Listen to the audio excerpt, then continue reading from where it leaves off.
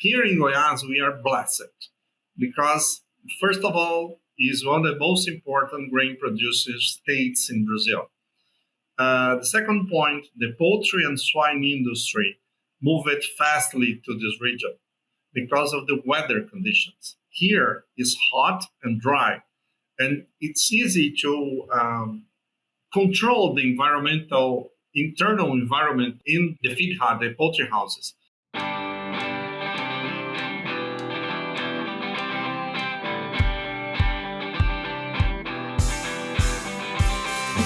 Welcome to the Feed Science Podcast brought to you by Wisenetics.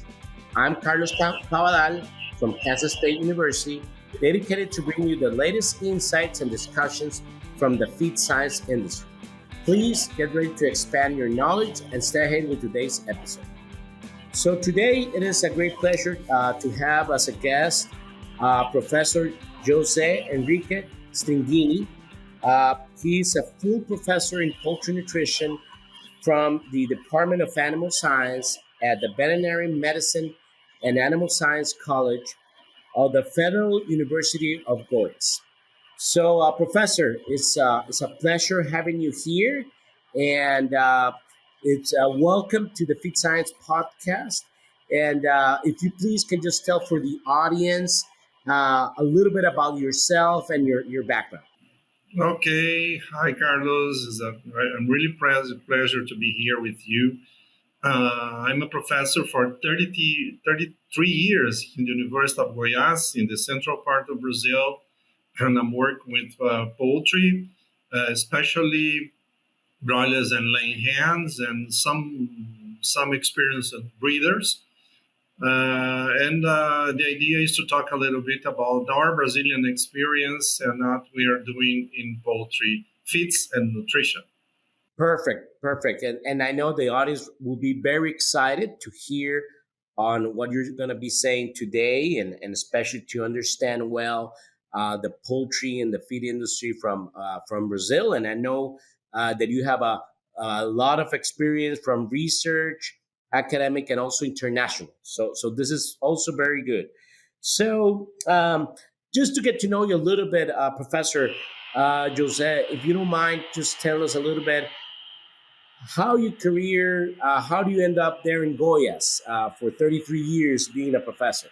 Oh, yes, 33 years. Yes, it's a long time. Yes, I started here with 28. I was 28. And it's a very different experience because Brazil is a huge country. We say a continent. Brazil is a continent. Yes, from the south to the north, you can walk 5 to 6,000 kilometers, and there's very different atmospheres that you find in the country. But here is a very important grain, especially soybean and corn producers. The state is one of the biggest in beef cattle production in sorghum, and we produce a lot of cotton seed and other different agricultural systems that we can use in this region in Brazil. It's we call cerrados. Cerrados is the central region of Brazil. It's like a savanna. If you compare to any biome in the world, and it's very, very good for agriculture. We have a good weather, a good soil, and we adapted some systems of cropping the seeds. And now Mato Grosso, that is in the side of the Goiás, Mato Grosso and Goiás are the biggest grain producers in Brazil. Brazil will have maybe one of the best grain production in this history now in this year of 2025. Yes, as I understand, and I personally haven't been to Goiás or the Mato Grosso, other parts of Brazil, mainly in the south, but definitely huge country with a lot of very good agriculture on the grain side. So, uh, thinking about your work on the research and everything that you have contributed to the industry, if you could kind of tell us a little bit to understand Brazil, what are the main feed ingredients or feed stuff that are used currently in the poultry industry, both for layers, broilers, whatever it is that you want to tell us a little bit about it? I will talk about my experience, but I know that Brazil maybe is a very important country in poultry industry and poultry research. Every meeting that we go anywhere in the world, we can find Brazilians presenting their speeches, their conferences, and their papers too. That's very interesting. Here in Goiás, we are blessed because, first of all, is one of the most important grain producers states in Brazil. The second point, the poultry and swine industry move it fastly to this region because of the weather conditions. Here is hot and dry, and it's easy to control the internal environmental in the feed house, the poultry houses, and of course pig houses, but we're talking more about poultry. Because it's dry. Some in June, July, August, September, the humidity goes to 20-25%. And it's easy. You put water in the house, you can make the weather very, very comfortable for the broilers and for the laying hens. Uh, the feedstuffs, of course, is corn and soybean meal. Is the most important. But we use a lot of sorghum, and there are some millets that are available in the region. We have another protein sources, especially the animal feedstuffs, meat and bone meal, viscera meal, and other and poultry byproducts in general. And it's used on the most of the companies now in this moment. Great, and this is very good information for our audience. Please, if you have any questions, comment section here of the podcast, and we'll be sure to get those questions to the Professor Jose. Going that, I'm a little bit curious. I'm located here in Kansas, in the United States, where it's similar in a way to Goiás in terms of maybe not that much on the weather, but on the grain production. And we do grow a lot of sorghum. So just to kind of understand a little bit, is there any preference from the poultry farmers to either sorghum or corn or any other grain? Do they see any differences between them? I mean, I'm pretty sure they buy by price and availability, but your comments from production nutrition perspective. When you talk with the nutritionists that work with poultry here in the state, of course, for broilers, the broiler nutritionists prefer sorghum than corn. Here in the region, sorghum is very safe. We have low contamination of different, for example, mycotoxins, because you produce the sorghum in the middle of the year. Don't forget, we are in the south hemisphere. Then now it's for you is springtime. We are in autumn, exactly the opposite. Then in the final of the autumn and the beginning of winter is we have harvest sorghum and corn in this region. The biggest corn and sorghum harvesting is in the middle of the year here in Brazil. Then it's good because the humidity is low. We don't have too much problems with mycotoxins, especially with sorghum compared to corn. But the difference in corn and sorghum are the productivity. Yeah? Corn produces double in the same area compared to sorghum. And this is the reason that we produce a lot of corn in the middle of the year. We harvest soybean in February, March, and we plant at the same time that we are harvesting the soybean, we are planting the corn and the sorghum that will be harvested in June. This is very good quality. Of course, it's different from the American corn. We have different cultivars because we need to adapt our genetics for the weather of Brazil. But it's a very good quality. It's not a hard corn. It's a semi-hard, like middle hard. Yes, that's used here in the region. Now is about protein levels from 7.5 to 8.5 in corn, and then sorghum about 8 to 9% of protein to have can say for you a middle information that classic that everyone will understand. Perfect. And would that sorghum, how's the tannin level there on that sorghum in your region? Will be that be high, low? How does that? What is it in terms? Because I know that high tannin level might be not as good for poultry. Of course, you're right. But here we don't have the extremely low tannin levels. I can say for you it's about 0.2, 0.15 of total tannin level. That's is very safe for the people that produce in the middle in the field because the attack of birds. Here we have a lot of birds that love Okay. sorghum too. Yes, and this is the region that the tannins are a little bit we cannot say middle, but it's 0.15 to 0.25 about this. That's safe for broilers and laying hens, but you don't lose a lot with the bird attacks in the field. Yes, this is the region. But we have low tannin and high tannin sorghum, but it's not so common in our region here. Goiás is the biggest sorghum producer in Brazil, but we have a problem because the people that produce cattle, yes, they love the feedlots. They love to use high concentrate diets for feedlots. And the sorghum is a competition in between poultry, swine, and feedlots. Uh, Normally, the sorghum is cheaper. It's really cheaper compared to corn, and sometimes depends on the amount of the feedlots we have in the state. We have about 25 to 30 million animals in feedlots here in this region, and sometimes it's a huge competition. when you say 20, 30 million, is big anywhere. Yes, of Yes, a course. very big. Yes. I can say to you that we are far from the Amazon region. Here, if I want to go to the Amazon, I have to say for you, I have to drive about 1.5 to 2,000 kilometers to go to Wow. Amazon. Yes, we are very far from Amazon.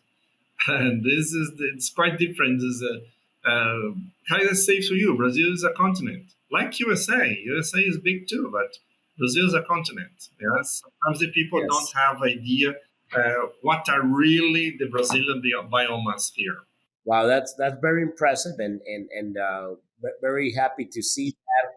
I'm a big supporter of sorghum, being Kansas one of the top state, usually with Texas producing sorghum in the United States, and we like to promote it a lot. So I'm happy they're doing it in other countries too. I was aware that Brazil grows it, but not in those numbers that you're mentioning. But for our audience, please, if you learned something today, please share the video. We appreciate that from our everybody that is seeing us today. Just to say more about Yeah. sorghum, it's interesting here in Brazil that sorghum is produced just after soybean because soybean is a plant that fix the nitrogen in the soil, and this is very interesting for sorghum and corn. Yes, we can harvest sorghum and corn with a low um, inclusion of fertilizers in the soil. This is maybe cheaper to produce after soybean and in the middle of the year than to produce corn and sorghum in the we say the first harvesting time. Yeah, did you understand? Yes. The soybean is very rich in nitrogen in the soil, and this is very good for sorghum and corn in the second harvesting. It makes it more sustainable overall to do that rotation. Yes, Perfect. if you have I don't have photos here, but there is photos, and then you have the machines harvesting soybean, and exactly after this, some meters after the honest that is seeding the corn or sorghum. That's very interesting that you Oh can yeah, see in the fields here in central part of Brazil. that's very interesting and very impactful, of course. So that's very good. So as we continue of our conversation, we have heard about corn, sorghum, different feed ingredients are grown there, and what would you be overall? Let's talk about quality, quality of those feed ingredients, and what would that be? What the Brazilian feed mills are looking, and what are those strategies they're trying to implement, thinking about different feed ingredients. I can say for you that we are very professional in the feed mills in Brazil, yeah, especially in poultry industry. The NIRS is very, you can find very equipments in the most important feed mills in here in the central region. I can say for you that because it's a brand new systems that we moved it from the last 20, 25 years from the south of Brazil to the central part of Brazil, this makes this region very modern in production, in facilities, in feed mills. And the nutritionist, normally, when you go to the feed mill, you find a nutritionist that has his master and PhD, is very prepared to do the work that he's in change, he's doing. Yeah, all the most of the companies have the NRS systems in Mhm. can control the quality uh, before mixing the ingredients. And some of the feed mills here has the NRS inline that has the Oh, control, the immediate control of the quality of the feeds before mixing, before the mixer, yes, before the big mixer that they use here. That's a very modern system. And of course, I'm in university. I'm sometimes we have some let's say some courses or some conferences or some meetings that we do with the people here in the field, and they shared with us very important experience, and we gave them the results of the research that we run here at the university. We have a big facility here that it's a regular broiler facility that we put boxes inside of this and try to mimic the real situation of the environment of broilers. Yes, this is very good with a very good results. perfect, perfect. Uh, that's production is mainly broilers, but is there also a layer production there in Goiás or? Yeah, no, we have here. Maybe in the central part in Mato Grosso, we have layer farm that's 6 million hands. Yes, the very automatic systems and very modern ones, but caged ones. Yes, we have layer free cage layer systems in especially in São Paulo, close to the big cities, close to Rio, close to São Paulo, to Brasilia and Belo Horizonte, to attend some people that doesn't want caged hens. But we have the both Mhm. systems all over Brazil. Maybe 80, 85% are caged yet. But the system, cage free, is growing faster in the country because of the consumer pressure. Yes. Absolutely, We yes. have here, yes, we have here in the state both systems. Yes, we can find if you want an egg, or brown egg, or from a cage free, you have a white egg with cage free. We find and caged ones. We find eggs from every time of systems here, organic and so on. So definitely a very big industry, and yes, of course, consumer trends have caught up now. Some people want cage free, of course, and we see that in different parts of the world, and it is a big trend now. I believe in egg production, we are maybe the fifth or sixth biggest producer in the world. Yes, we are between 8 and 6. It depends on the time because the egg production fell down a little bit in Brazil, but now it's going up again. Okay. Yes, we are exporting eggs, but we export just 1, 2%, no more than this of the total production. And on what will be the percentage on the broiler side of the exports? In broiler, the exportation is 35% of total production in Brazil. That's pretty big. We are the third in the world, I believe. I'm not sure. I believe the first is USA, the second is China, the third is Brazil, but the biggest exporter is Brazil. Yeah. And that takes us a little bit to we talk about sorghum and the corn and soybeans. Uh, what do you suggest for our viewers or in the feed industry? Another good alternatives to improve ingredient quality. What other good sources of ingredients do you find out there that will be helpful for poultry nutrition? Of course, you have a big number of alternatives. It depends on the region. Here, as I said for you in the beginning, we are blessed because we have lots of possibilities here. Yes, we are corn and soybean. The biggest producer are Mato Grosso and Goiás in Brazil, and Paraná, that's in the south. But it's interesting that we can find different alternatives, depends on the parts. Uh, we studied sorghum is maybe one of the best one. The rice byproducts we can find here too. You can imagine, but we can find wheat byproducts. We have some cultivars of wheats that are adapted to hotter climates. Yes, we can produce here because some parts of the state is above 1,200 above the sea, and the temperature is a little bit cold. It's not cold exactly, but some cultivars are adapted. We can irrigate the wheat and produce wheat in the dry season here. And you have the possibility to have these byproducts too, and of course the animal byproducts. Yes, because Brazil is the biggest the beef producer in the world, the biggest exporter of beef. We have the byproducts of this industry, and the poultry industry, of course, the vistra meal and feather meal, and we have a lots of here to use.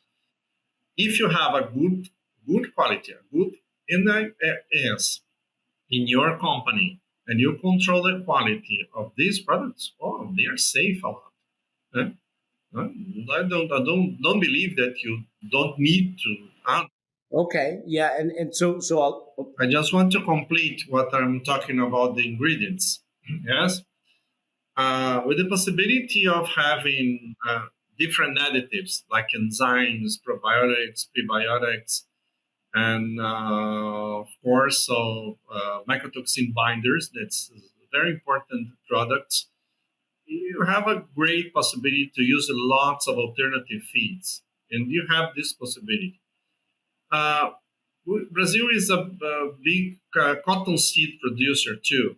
All of the cotton seed are used straight to the beef cattle, and milk too, but much more than beef cattle because it's very cheap. It's very good for cattle, but not so good for poultry or pigs. Then we have the cotton seed meal, but it's not common here in the central part of Brazil, but more common in the northeast region. The quality, the level of fiber are a little bit high, and you have lots of difficulty to put in the diets, but a good alternative too. good, very good information. And for our audience, please like us, give us a good thumbs up for our today's podcast. So, Professor, you were talking about cotton seed as an ingredient in the industry. Can you talk a little bit more about on my thinking of the use of fiber in poultry diets specifically? I'm not 100% sure if I remember that cottonseed has a high fiber content compared to other ingredients, but tell us a little bit about it, about the benefits of the use of fiber there in broilers, layers, and breeders. I believe the history of the fiber is like the Bible. When you say the Bible is before Christ and after Christ, yes? Yeah. And I believe fiber is before enzymes and after enzymes. Yes, you have different concepts that you have to understand. First of all of we learned about fiber is crude fiber NDF or neutral detergent fiber, acid detergent fiber, von Soest systems, and cellulose, lignins. But now I believe with the enzymes, we have to think about the insoluble fiber and soluble fiber. That's a concept that is used for humans. Right? If you see any kind of human feed, you see the specification of insoluble and the soluble fiber. This maybe could be a very good information for, especially for poultry, huh? Because the enzymes are very good for soluble fiber. Yes, they soluble too. But if we imagine that the digestion time of a poultry or broiler is no more than 6 hours, you need to be a very potent enzyme to digest cellulose in order to attain the part of the energy needs of a broiler, for example, or of a laying hen. In ruminants, we think about 48 hours to digest cellulose, and we don't have this time in poultry. Yes. And I believe fiber has very good, it's a very good use if you believe that you can feed the animal with the use of enzymes to produce energy, of course, and you have the feed, or depends on the amount of soluble fiber you use and the type of soluble fiber you use to feed the microbiota. That is one of the most important points that we have to think about from now on. Yes, we have problem the use of maybe the prebiotics. Yes, are very important if you think about this concept of soluble fiber, the feeds of microbiota. Uh, I believe it's a little bit. So we can talk about 1 hour, 2 hours about this. Yes, it's a very interesting concept. Yeah, I bet. Yeah. Yes, we tested here two sources of fiber. This wheat bran, yes, compared to the sugarcane bagasse. Okay. Yeah? Mhm. The sugarcane bagasse is very rich in cellulose.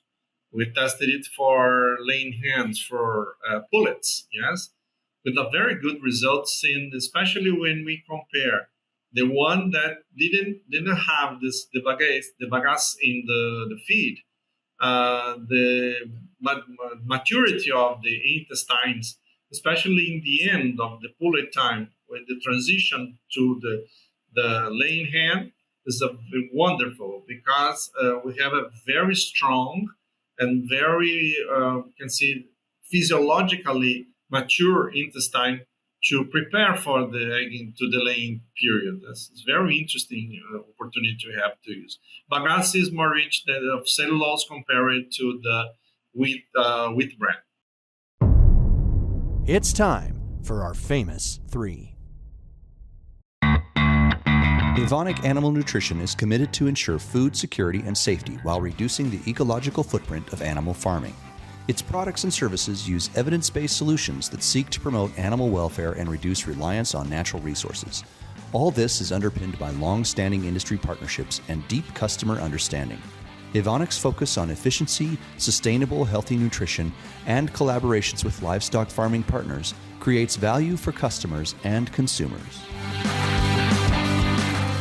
Thank you for that information. It is always very interesting overall to learn. Professor, it's been a pleasure having you in this podcast. We're coming to the end of it, and I'm pretty sure we could do more of this topic and in future episodes. I know that the audience will be very interested to continue learning. But before overall we leave this podcast, we always like to ask our guests like you today if you could kind of help us guide on any recommendation on a specific food related to this topic on poultry nutrition, ingredients, the use of fiber, or it could be a resource, a website, anything that you could guide maybe somebody to learn more about it.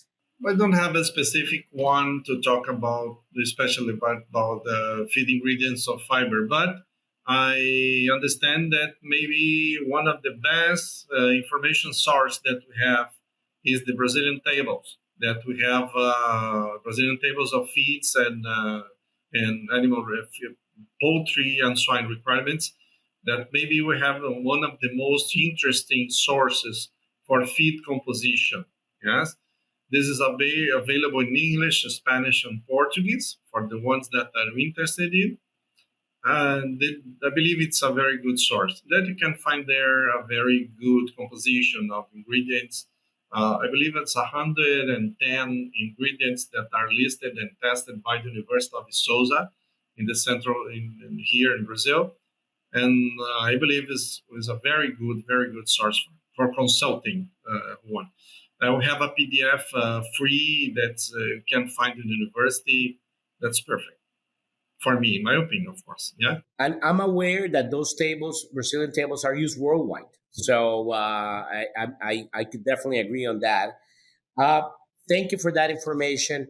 And then also, besides poultry, if you have to recommend one of your students a specific book or resources so they could succeed in their careers, any type of book or resources, what would you recommend them? In Brazil, normally, of course, international is poultry science is maybe one of the best. But you have the possibility to find some commercial companies that has very good information. For scientific information, we have in Brazil big. Uh, it's not exactly a website, but it's a platform that we join all the scientific and technical magazines. That's free available for the Brazilian Oh, students. okay. I believe American universities has this possibilities too. Yeah.